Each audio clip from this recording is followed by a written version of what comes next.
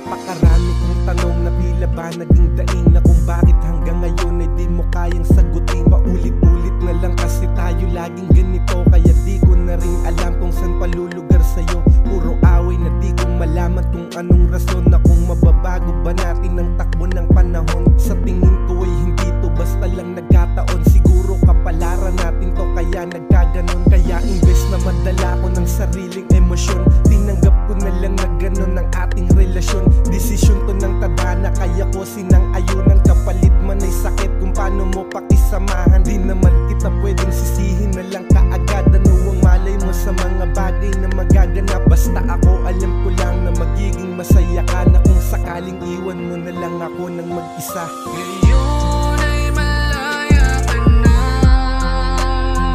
hindi na kita buliin pa.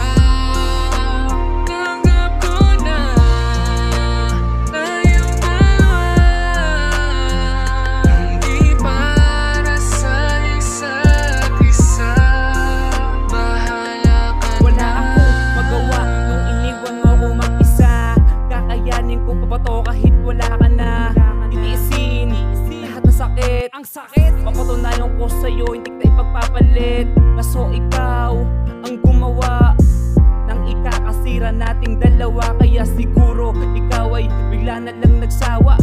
Paulit-ulit sa'yo nagmakaawa, para hindi mo lang ako bitawan. Kaya mas pinili mo na lang akong iwasan. Mas mabuti sa'yo ako ay lumayo, kasi alam ko namang hindi talaga ako para sa'yo. Hindi ko na ipipilit ang sarili ko, para lang ako ang piliin mo. Sana maging masaya ka na sa bago mo, kasi alam ko na hindi talaga ako ang gusto mo.